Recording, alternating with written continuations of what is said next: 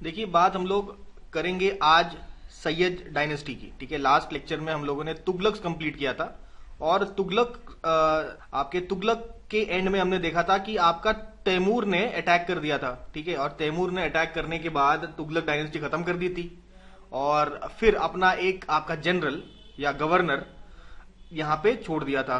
उस गवर्नर का नाम था खिजर खान।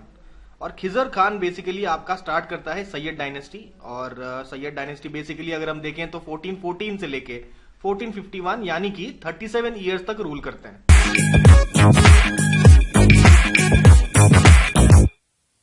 तो सबसे पहले आज के सेशन में हम लोग देखने जाएंगे सैयद डायनेस्टी के बारे में। तो भाई, सैयद डायनेस्टी के बेसिकली 4 रूलर्स आपको याद रखने हैं। सबसे पहले है खिजर खान, जो आप नहीं भूलेंगे क्योंकि वो फाउंडर है। वो 1414 से 1421 एडी तक रूल करता है। और उसके बाद आप याद रखिए MMA। ठीक है, MMA पता है ना आपको क्या होता है? ठीक है, मुबारक शाह, मोहम्मद शाह और अलाउद्दीन आलम शाह। ठीक है, तो ये 3 रूलर्स खिजर खान के बाद रूल करते हैं। ठीक है, इनके डेट्स इतने इंपॉर्टेंट नहीं है लेकिन आपके सामने लिखे हैं। 1421 से 1434 मुबारक शाह रूल करता है। फिर 1434 से 1443 रूल करता है मोहम्मद शाह। और फाइनली आखिरी ruler, last ruler of Sayyid dynasty was Alauddin Alam Shah. 1443 से 1451 एडी तक रूल करता है। ठीक है, चलिए स्टार्ट करेंगे। हम लोग बात करते हैं खिजर खान की पहले। तो खिजर खान के टाइम पे जो सिक्के थे, सिक्के में आपका उसने अपना नाम नहीं लिखाया था। जो तुगलक रूलर्स के जो नाम लिखे हुए सिक्के चल रहे थे मार्केट में, वही उसने कंटिन्यू किए। ठीक है, और तैमूर ने खिजर खान को टाइटल दिया था रायत आला। रायत आला का टाइटल खिजर खान को दिया था तैमूर ने। और तैमूर ने एक अपनी विल लिखी थी, बेसिकली एक बुक है जिसका नाम है धार ए जज्बात। तो धार ए जज्बात आपके खिजर खान ने लिखा था। ठीक है, और शेख जलालुद्दीन बुखारी, इसको खिजर खान को सैयद बोलता था। सैयद का मतलब होता है जो डिसेंडेंट ऑफ प्रॉफिट मोहम्मद। तो अकॉर्डिंग टू शेख जलालुद्दीन बुखारी, आपका Khizr Khan was a descendant of prophet Mohammed. ठीक है, तो और ये बात आपका यहया सिरिंदी, जो आगे जाके आपके मुबारक शाह के ऊपर एक बुक लिखते हैं, तारीख ए मुबारक शाही, इस बुक में भी ये बात मेंशन्ड है कि आपके जो सैयद्स हैं they are descendants of prophet Mohammed. तो ये बात आपका यहया सिरिंदी की किताब तारीख ए मुबारक शाही में भी ये बात मेंशन्ड है। ठीक है, तो एक चलिए बुकन ऑथर भी आपको हो गया यहाँ पे, ये इंपॉर्टेंट है। यहया सिरिंदी ने तारीख ए मुबारक शाही लिखी है। चलिए आगे बढ़ते हैं। अभी खिजर खान को थोड़ा प्रॉपर अच्छे से देखते हैं। तो खिजर खान का रूल जो है ज्यादा लंबा तो नहीं था, 7 साल का रूल था 1414 से 1421 एडी तक। तो इसका जो एडमिनिस्ट्रेशन था खिजर खान का वॉज डिवाइडेड इनटू इक्ताज, जो बड़े सूबा होते हैं। ठीक है, और उन सूबास के अंदर आपके होते हैं शिक का मतलब डिस्ट्रिक्ट्स।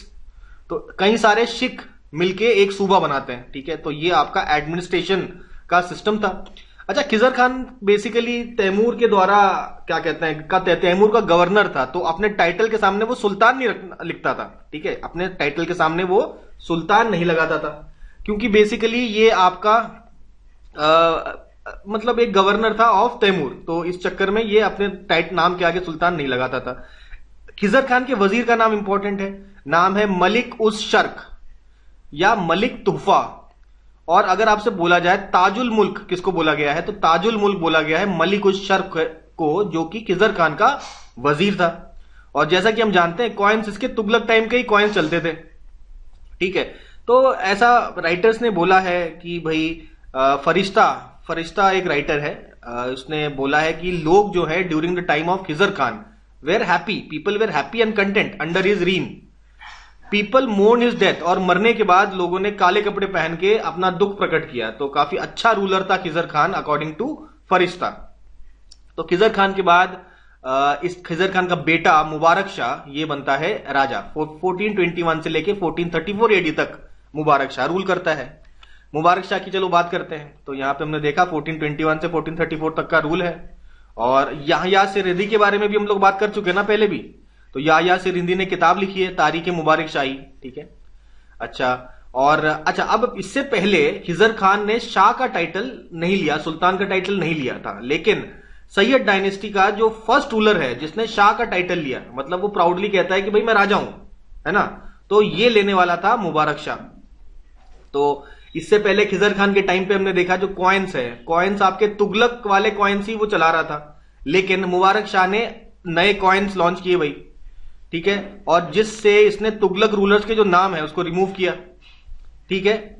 अच्छा, और खुद को नायब आमिरुल मोमिनीन बोला गया है, नायब आमिरुल मोमिनीन, बेसिकली खलीफा के अंडर काम करता हूं, ये मतलब उसने डिक्लेयर किया।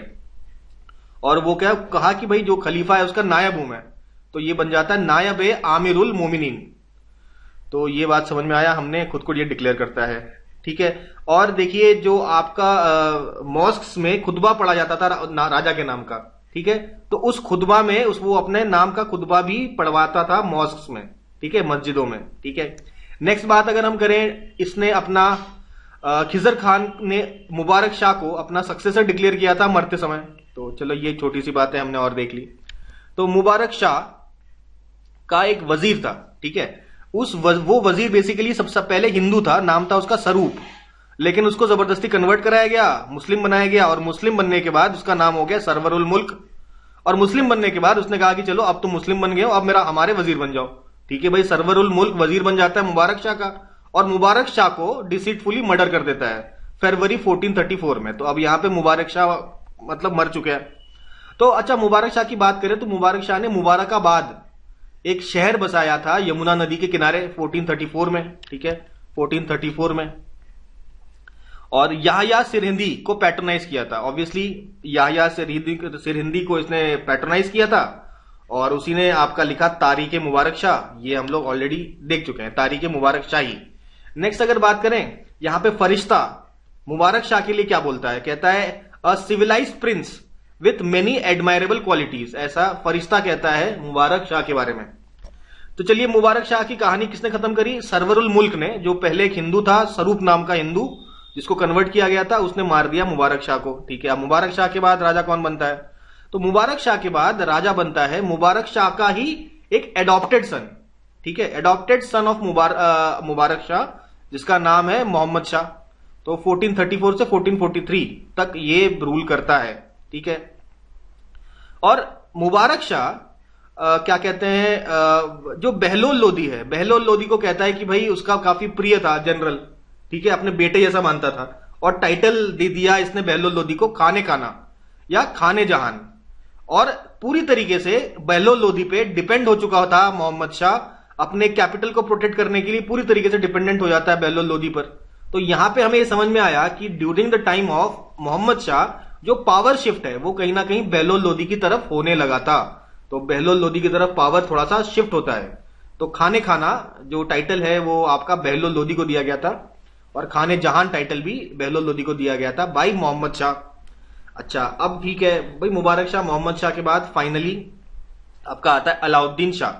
Alauddin Shah last ruler of Sayyid dynasty, और इसका जो एक वजीर है हमीद खान, तो हमीद खान के साथ थोड़ा अलाउद्दीन आलम शाह की लड़ाई वड़ाई चल रही थी। तो हमीद खान ने बुला लिया बहलोल लोदी को, कहा कि भाई मुल्तान में आप क्यों बैठे हैं, दिल्ली में आके राज कीजिए, क्योंकि हमारे जो ये एम्परर है काफी वीक है।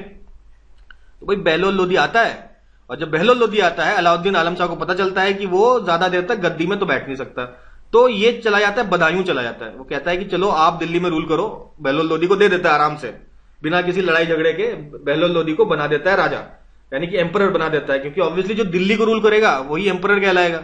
तो दिल्ली को रूल करने आ जाता है बहलोल लोदी, और अलाउद्दीन आलम शाह आराम से चला जाता है बदायूं, ठीक है। और बदायूं को पूरी तरीके से अच्छे से रूल करता है 1476 तक, 1476 तक रूल करता है बदायूं में।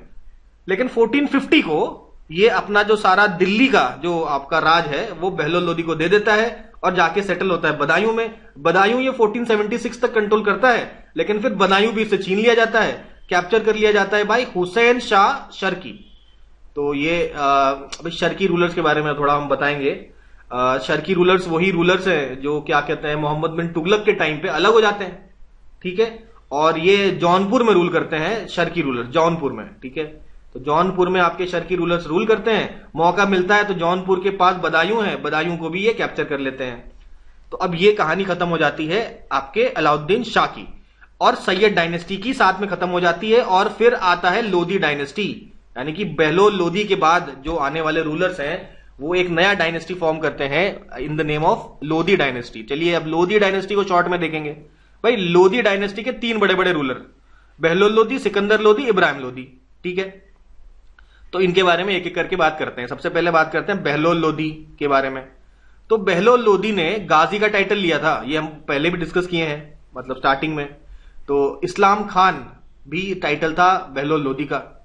तो ये 1484 में आपका, भाई हमने देखा था यहां पे 1476 में 1476 तक तो अलाउद्दीन शाह रूल करता था, बदायूं, ठीक है। उसके बाद बदायूं जीत लेता था कौन, आपका शर्की रूलर हुसैन शाह शर्की, ठीक है। तो अब ये शर्की यानी कि शर्की रूलर्स के पास जौनपुर भी है, बदायूं भी है। 1484 में बहलोल लोधी कहता है कि भैया तुम बदायूं भी हमको वापस दो, जौनपुर भी वापस दो, और जौनपुर को कंट्रोल में ले लेता है बहलोल लोधी। और यहां पे आपके जो शर्की रूलर्स का जो आपका रेन था जौनपुर पे, वो यहां पे समाप्त हो जाता है और जौनपुर बदायूं दोनों ही दोबारा से आपके दिल्ली सल्तनत में मर्ज हो जाते हैं, ठीक है। अच्छा, यहां पे एक इंपॉर्टेंट चीज है सिजारियन। सिजारियन एक मतलब नॉर्मल डिलीवरी जब नहीं होती है तो सिजारियन करना पड़ता है। तो सिजेरियन डिलीवरी करने वाले रूलर्स कौन थे? तो बहलोल लोधी का सिजेरियन डिलीवरी हुआ था, साथ ही साथ बिंदुसार का भी सिजेरियन डिलीवरी हुआ था, हमें पता है, ठीक है। चंद्रगुप्त मौर्य के बेटे की बात यहां पे हो रही है, दोनों का ही जो बर्थ है सिजेरियन के थ्रू हुआ था, ठीक है। यहां पे देखिए 2 बार क्राउन होने वाले राजाओं की बात यहां पे कर रहे हैं, जिनका एक्चुअली आपका कोरोनेशन सेरेमनी होती है ना, जिसमें नया राजा बनाया जाता है। तो कौन कौन से ऐसे रूलर्स हैं जिनका 2 बार आपका कोरोनेशन सेरेमनी हुआ है? तो उसमें देखिए फिरोज तुगलक है, बहलोल लोधी है, बाद में इब्राहिम लोधी का भी 2 बार कोरोनेशन हुआ है, शेरशाह सूरी का भी 2 बार कोरोनेशन हुआ है, औरंगजेब का भी 2 बार हुआ है, और छत्रपति शिवाजी महाराज का भी 2 बार हुआ है कोरोनेशन। तो ये कुछ रूलर्स हैं। इसमें आपका मुगल रूलर में औरंगजेब है, शिवाजी महाराज तो है ही नहीं। साथ में तुगलक रूलर्स में फिरोज तुगलक हैं, 2 लोधी रूलर हैं, इब्राहिम लोधी, बहलोल लोधी, और एक सूरी रूलर शेरशाह सूरी भी है, ठीक है। अब चलिए कहीं ना कहीं अभी हम दिल्ली सल्तनत की बात कर रहे हैं, तो दिल्ली सल्तनत की अगर हम बात कर रहे हैं तो जो कैपिटल था वो दिल्ली था, ठीक है। तो अब during the time of Lodhi's, आपका लोधी का जो पूरा कार्यकाल है उसकी बात कर रहे हैं हम लोग। तो उसके आधे कार्यकाल में 1451 से 1506 तक, यानी कि बहलोल लोधी के टाइम और सिकंदर लोधी के टाइम, भाई दिल्ली वॉज द कैपिटल। पर सिकंदर लोधी ने भाई आगरा सिटी का निर्माण किया, और आगरा सिटी का निर्माण किया और कैपिटल बना दिया आगरा। तो 1506 से 1526 तक, यानी कि सिकंदर लोधी के टाइम पे और इब्राहिम लोधी के टाइम पे आपका जो कैपिटल है वो दिल्ली नहीं था, आगरा था। इस बात को कहीं ना कहीं हमें ध्यान में रखना है। 20 साल तक आगरा रहता है कैपिटल, ठीक है। आगे बढ़ते हैं हम लोग। अच्छा, अब यहां पे बात करते हैं, अगर आपसे पूछा जाए, आप कुछ क्वेश्चंस की बात करते हैं ना, पूछा जाए आपसे what is the first Afghan dynasty, सबसे पहली अफगान डायनेस्टी कौन सी थी? तो आप यहां पे बोल सकते हैं कि ये तो खिलजी थी, लेकिन आंसर में खिलजी मार्क नहीं करना है, मार्क करना है हमेशा लोधी। क्यों करना है? क्या खिलजी अफगान नहीं थे? खिलजी अफगान तो थे, अफगानिस्तान में सेटल थे, लेकिन बेसिकली जो खिलजी ट्राइब है वो आपका टर्क ट्राइब है, टर्किश ट्राइब है, जो बेसिकली अफगानिस्तान में सेटल हो गए। तो खिलजियों को पूर्ण रूप से अफगानी कहना गलत होगा। तो अगर आपसे पूछा जाए कि what is the first Afghan dynasty of India, तो आप कहेंगे कि भाई सबसे ज्यादा पहला आपका अफगान डायनेस्टी लोधी डायनेस्टी है। और लोधी डायनेस्टी के बाद आगे बढ़ेंगे, मुगल्स का टाइम आता है, और बीच में थोड़ा सा पोर्शन आपका दिल्ली पे रूल करता है शेरशाह सूरी। तो शेरशाह सूरी का सूरी डायनेस्टी, या उसके कुछ शेरशाह सूरी के बाद कुछ और रूलर्स आते हैं सूरी डायनेस्टी के, वो बनता है सेकेंड अफगान डायनेस्टी, ठीक है। और लोधी की अगर बात करें, सबसे पावरफुल रूलर कौन था तीनों में?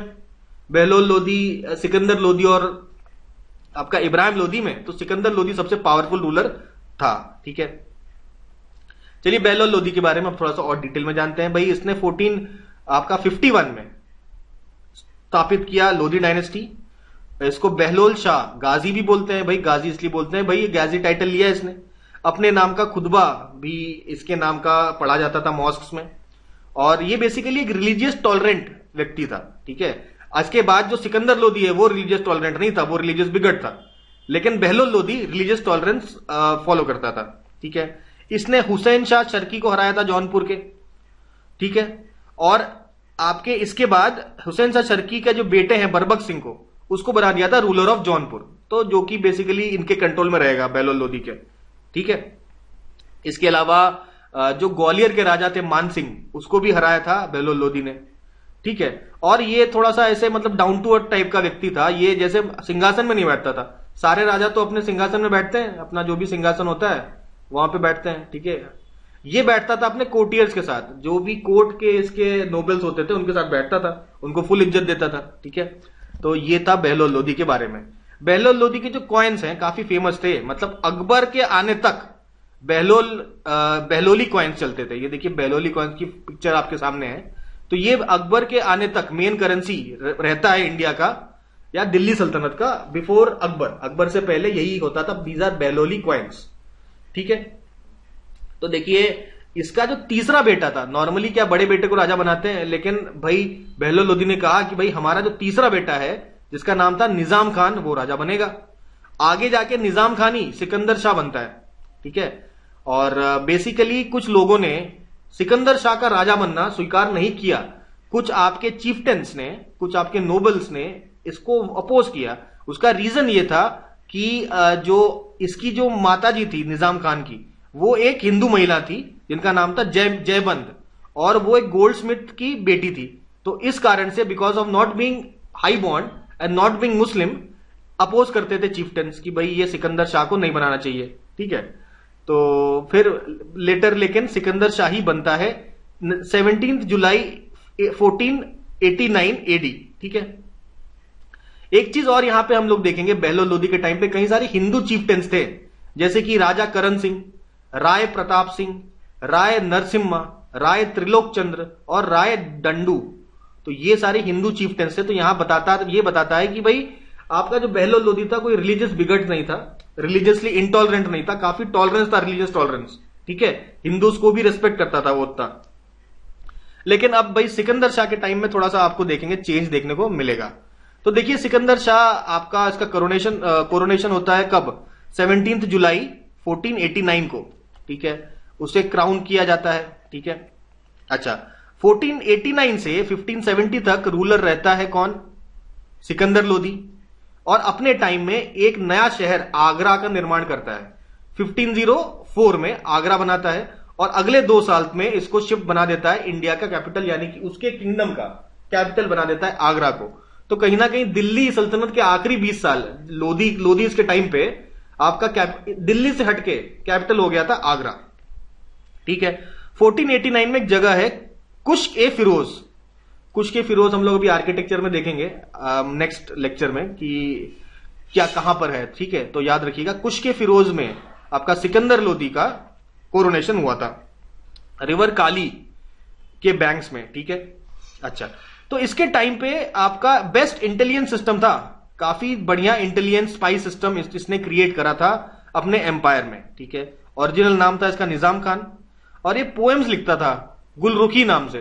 तो जो पोएट लोग होते हैं ना, पोएट लोग अपना एक पेन नेम डिस्कवर बनाते हैं, मतलब जो उनका ओरिजिनल नेम नहीं होता है उसे कहते हैं पेन नेम, और उसी नाम से भाई वो अपने पोएम्स लिखा करता था। तो Gulrukhi was the pen name of Sikandar Lodi. इसके अलावा भाई कुतुब मीनार के बारे में फिर यहां पे बात कर ली गई है। भाई कुतुब मीनार का रिपेयर भी किया था। देखिए कुतुब मीनार का रिपेयर वगैरह में काफी लोगों का हाथ था। जैसे हमें पता है सबसे पहले ऐबक के बाद आपका इल्तुतमिश ने इसको कंप्लीट किया था आपका कुतुब मीनार को। उसके बाद हमने देखा था भाई फिरोज तुगलक के टाइम पे भाई टूट गई थी 4थी मंजिल, तो फिरोज तुगलक ने भाई आपका बनाया था 4थी मंजिल और एक 5वीं मंजिल। उसके बाद फिर टूट फूट हो गई थोड़ी कुतुब मीनार में, तो कुतुब मीनार का फाइनली रिपेयर किया था सिकंदर लोदी ने इसका रिपेयर किया था। तो देखिए आपने देखा 4 रूलर्स का नाम कहीं ना कहीं कुतुब मीनार से जुड़ा हुआ है, ठीक है। अब यहां पे क्योंकि थोड़ा रिलीजियस माइंडेड ज्यादा था ये सिकंदर लोदी, ठीक है, तो भाई ताजिया के जो प्रोसेशंस हैं उस पे बैन लगा दिया, और जो मुस्लिम वुमेन को है अलाउ नहीं था किसी भी पीर या सेंट के आपके टूम्ब में जाके विजिट करना, अलाउ नहीं था मुस्लिम वुमेन को, ठीक है। लेकिन गरीबों में ये फ्री फूड बांटता था, गरीबों में फ्री खाना बांटा करता था सिकंदर लोदी। और काफी एजुकेटेड था, ठीक है, ऐसा नहीं था कि अनपढ़ था, काफी एजुकेटेड स्कॉलर था। और अब यहां पे हमने देखा था कि ये सारे जो रूलर्स हैं, हमने फिरोज तुगलक को भी देखा था, वो क्या करते थे, जो हमारे देश के जो संस्कृत में ग्रंथ थे उसको पर्शियन में ट्रांसलेट कर लेते थे, एक नई किताब बना देते थे, है ना। तो ये काम इसने भी किया है। फरंग ए सिकंदरी नाम की किताब लिखी थी, जो बेसिकली एक संस्कृत किताब का पर्शियन ट्रांसलेशन है आयुर्वेद के ऊपर, तो फरंग ए सिकंदरी।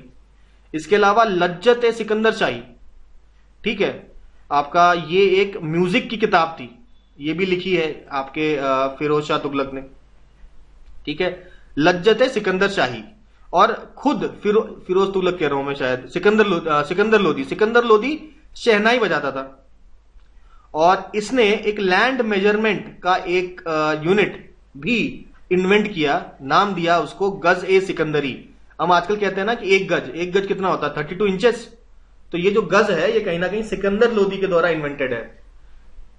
इसके अलावा जकात ग्रेन्स पर जो टैक्स है वो एबॉलिश कर दिया गया था, उस पर जो जकात टैक्स लगता था ग्रेन्स पे, उसको एबॉलिश किया था सिकंदर लोदी ने। फिर आते हैं भाई इब्राहिम लोदी पे, ठीक है, फिर हम लोग इब्राहिम लोदी पे आते हैं।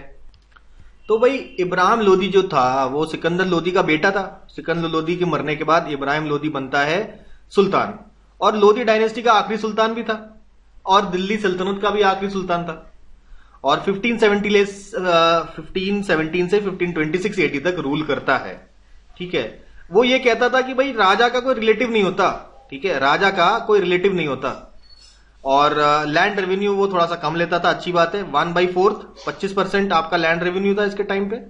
और इसके टाइम पे आपका एक किताब लिखी गई तारीख ए खान ए जहानी, तो इसका बुक्स एंड ऑथर्स याद रखिए, तारीख ए खान ए जहानी, ये बेसिकली हिस्ट्री ऑफ अफगान्स है। किसने लिखा था? नियामतुल्लाह ने। तो ये जो किताब है इसमें नियामतुल्लाह ने कहा था Ibrahim Lodi is the only sultan of Delhi sultanate to die in a battle field. तो बैटल फील्ड से में मरने वाला एकमात्र जो सुल्तान था, कौन था? इब्राहिम लोदी था। तो ये बात पता चली, और ये बुक्स एंड ऑथर पता चल गया हमको, तारीख ए खान ए जहानी जो हिस्ट्री ऑफ अफगान्स है वो नियामतुल्लाह ने लिखी है। चलिए आगे बढ़ेंगे।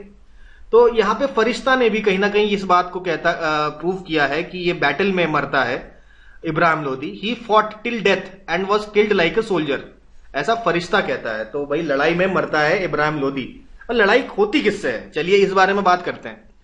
तो 2 मेन लड़ाई लड़ता है इब्राहिम लोदी। तो एक लड़ाई 1518 में लड़ता है वो महाराणा सांगा से, महाराणा सांगा, बैटल ऑफ खटोली लड़ता है विद महाराणा सांगा, और इसमें महाराणा सांगा जीतते हैं, इब्राहिम लोदी हार जाता है, ठीक है। फिर 21 अप्रैल 1526 में आपको इनविटेशन मिल जाता है बाबर को इनविटेशन मिल जाता है कि भाई आप लोदी साम्राज्य खत्म करिए, अटैक करिए, ठीक है। तो आपके इब्राहिम लोदी के कोई रिश्तेदार थे, उन्होंने इनवाइट किया बाबर को कि इब्राहिम लोदी पे अटैक करिए। बाबर ने भाई अटैक किया और लड़ाई होती है बैटल ऑफ पानीपत। सबसे पहला बैटल ऑफ पानीपत यहां पे लड़ा जाता है बिटवीन बाबर एंड इब्राहिम लोदी, और इसी लड़ाई में लड़ते लड़ते इब्राहिम लोदी मर जाते हैं। और पानीपत में ही इनका टूम्ब है। अगर आपसे पूछा जाए कि टूम्ब ऑफ इब्राहिम लोदी कहां पर है, तो जवाब होगा आपका tomb of Ibrahim Lodi is in Panipat. भाई पानीपत में लड़ाई लड़ी और वहीं पे इनको गाड़ दिया गया, टूम्ब बना दिया गया, ठीक है। अब यहां पे लोग कहते हैं कि भाई बाबर क्यों जीता, क्योंकि इब्राहिम लोदी की जो सेना थी कहीं ना कहीं बाबर के कंपैरिजन में काफी ज्यादा थी, लेकिन बाबर एक बहुत ही ज्यादा एबल जनरल था अगर हम हिस्टोरियंस की माने तो। और साथ में बाबर के पास एक ऐसा वेपन था जिस वेपन ने इस समय के जो वॉरफेयर को पूरी तरीके से चेंज कर दिया, और यह था कैनन्स, तोप। तो तोप वॉरफेयर में यूज नहीं हुआ करते थे उस समय, लेकिन बाबर के आने के बाद एक्चुअली उस एरिया में जहां बाबर रूल करता था वहां गन पाउडर का इन्वेंशन हो गया, ठीक है। गन पाउडर के बारे में पता चल गया, और गन पाउडर का जब आपको पता चला तो उससे कैनन्स फंक्शन करते हैं। तो because of this technological advancement Babur कम सेना होते हुए भी जो इंडियन फोर्सेस हैं, चाहे वो आपके बैटल ऑफ पानीपत में इब्राहिम लोदी हो, या बाद में देखिए महाराणा सांगा से भी लड़ाई करता है बाबर, तो वो बाबर में जब हम लोग पढ़ेंगे तब देखेंगे। तो यहां पे बाबर को तो एक अपर हैंड मिलता है, इसलिए बाबर जीतता है। और बाबर ने इब्राहिम लोदी के बारे में कहा कि ये काफी कंजूस है, माइजर है, ठीक है, और इसको अनपॉलिश्ड सूरमा बोला, ठीक है। सूरमा तो है, तो ब्रेवरी में कोई कमी नहीं है, लेकिन अनपॉलिश्ड है, ऐसा बाबर का कहना था। तो यहां पे देखिए हम लोगों ने कंप्लीट कर लिया आपका सैयद डायनेस्टी और लोदी डायनेस्टी। तो इसको हम लोग यहां पे कंप्लीट कर लेते हैं। नेक्स्ट जो हमारा सेशन होगा इसमें हम लोग थोड़ा एडमिनिस्ट्रेशन देखेंगे, एडमिनिस्ट्रेटिव टर्म्स जो एग्जाम पॉइंट ऑफ व्यू से काफी इंपॉर्टेंट है, उसको हम लोग नेक्स्ट लेक्चर में कवर करने की कोशिश करेंगे, और काफी इंपॉर्टेंट लेक्चर होगा क्योंकि इससे सवाल पूछे जाते हैं, ठीक है। तो इसको आप रिवाइज करते रहिए और मिलते हैं हम लोग अगले सेशन में।